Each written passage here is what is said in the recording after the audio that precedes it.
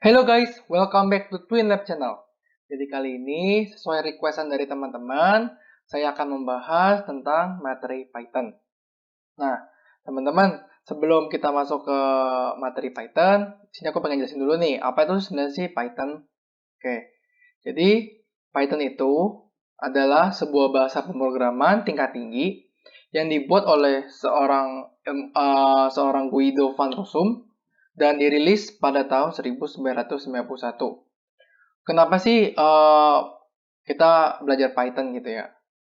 Karena Python itu adalah bahasa pemrograman yang lebih unggul daripada bahasa pemrograman lainnya seperti C++ maupun JavaScript gitu ya. Kenapa gitu? Kenapa kita pakai Python? Karena Python itu lebih cepat dan efektif, lebih modern juga, terus mudah dipelajari, dan banyak digunakan di perusahaan besar gitu ya. Jadi orang-orang awam seperti saya itu akan lebih mudah untuk mempelajari pemrograman pertama kali dengan cara belajar dulu Python gitu ya, karena dia mudah banget dipelajari.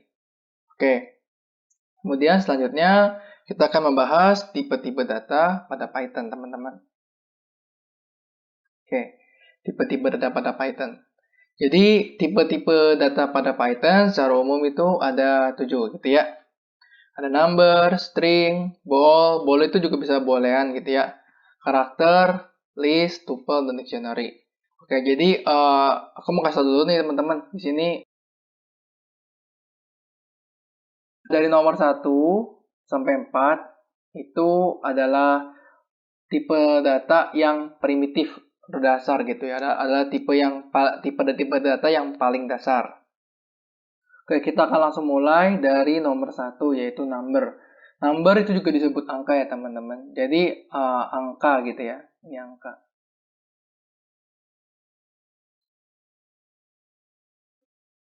Angka itu ingat ya teman-teman, untuk angka ciri-cirinya itu tidak memakai tanda kutip. Tanda kutip teman-teman. Dia nggak pakai tanda kutip. Jadi contohnya gimana? Contohnya misalnya angka 1 gitu ya. Angka berapa? 3,15. Jadi kalau di Python itu teman-teman 3,15 itu pakai titik ya. Nah, selanjutnya apa? Misalnya apalagi angka? Misalnya angka 4 gitu ya. Nah, number ini dibagi menjadi 3 teman-teman. Ada namanya integer, ya. Ada yang namanya float, dan ada yang terakhir ada yang namanya kompleks. Cuman bagi kalian yang nanti bakal studi di ITB, untuk pengkomnya kalian nggak akan pakai kompleks gitu ya. Kompleks itu maksudnya apa? Jadi kalau kita mau dari integer dulu, integer tuh dari bahasa integernya itu ya udah pasti namanya integer, berarti artinya bilangan bulat gitu ya. Contohnya apa? Contohnya 1, 2, 3. Float itu sama dengan bilangan real. Ingat ya teman-teman. Float itu sama dengan bilangan real. Bilangan real tuh apa? Kalau kalian yang lupa, jadi bilangan real itu himpunan dari bilangan rasional maupun irasional. Apa itu bilangan rasional? Bilangan rasional itu adalah bilangan yang dapat dituliskan dalam bentuk pecahan, sementara irasional enggak. Contoh irasional apa? Pi gitu ya. Gimana kalau misalnya rasional? Contohnya ya 4 per 2, 3 per 5 gitu ya. Oke, ini contohnya langsung ya. Contohnya misalnya berapa? 3,17. Atau kita bisa bilang dalam bentuk desimal gitu ya. 0,85. Nah, kalau kompleks berarti gabungan dari bilangan real maupun imajiner gitu ya. Ntar ada pakai i gitu ya teman-teman. Cuman kompleks kita nggak akan pelajarin, jadi kita nggak usah bahas. Oke, kita lanjut ke tipe data kedua yaitu string. String itu artinya apa teman-teman? String itu adalah kumpulan karakter. Kumpulan karakter. Nah, kalau ini ciri-cirinya apa teman-teman? Memakai tanda kutip. Jadi perlu diingat ya teman-teman, memakai tanda kutip. Jadi kalau untuk string itu kalian boleh kutip 2, boleh kutip 1. Contohnya gimana kalau string? Contohnya misalnya ITB. Apalagi misalnya makan gitu ya. Dan seterusnya gitu ya. Nah, ini contoh string.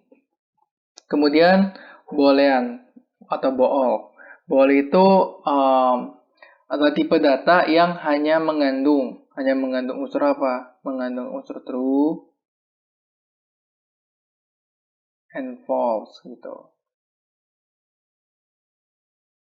Maksudnya gimana? Gini contoh penerapannya. Misalnya nanti kalian akan memasukkan suatu statement gitu. Misalnya 2 gitu. Sama dengan 2. Nanti kalian akan dapatkan input apa? True. Oke, gitu ya. Kalau misalnya kalian masukin statement, misalnya 2 sama dengan 3, ya berarti false gitu ya. Nah, yang perlu diingat teman-teman, bedanya Python sama JavaScript, kalau di Python huruf true-nya itu T-nya gede, dan false-nya F-nya gede gitu ya. Kalau di JavaScript kecil. Oke, kita lanjut ke karakter teman-teman.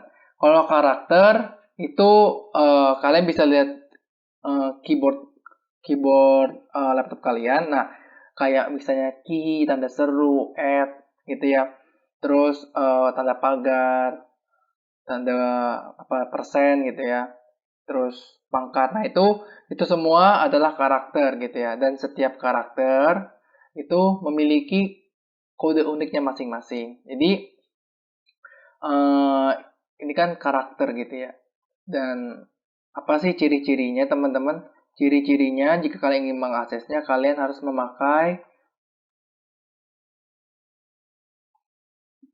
tanda kutip. Tapi kutipnya kutip apa? Kutip 1 gitu ya. Oke, jadi ingat ya, jadi setiap karakter itu pasti punya kode namanya Unicode gitu ya. Misalnya kayak A itu 65. Gimana cara mengaksesnya nanti akan saya jelaskan. Mungkin di video selanjutnya. Oke, kita akan masuk ke list. List itu juga disebut array gitu ya.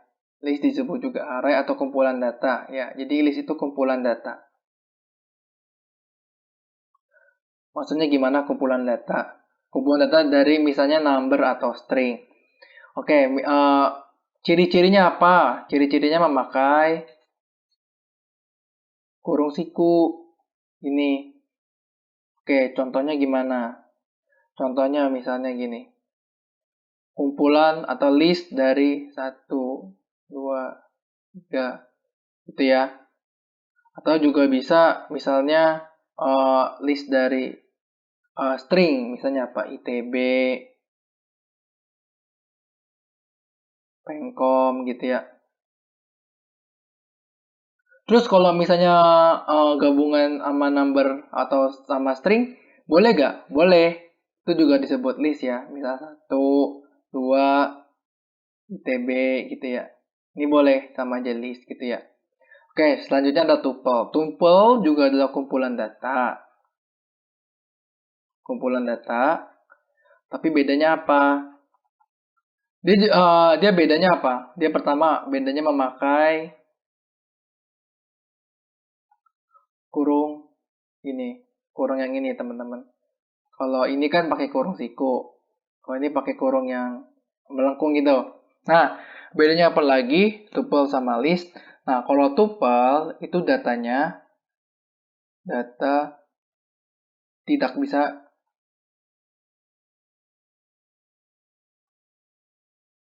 diubah.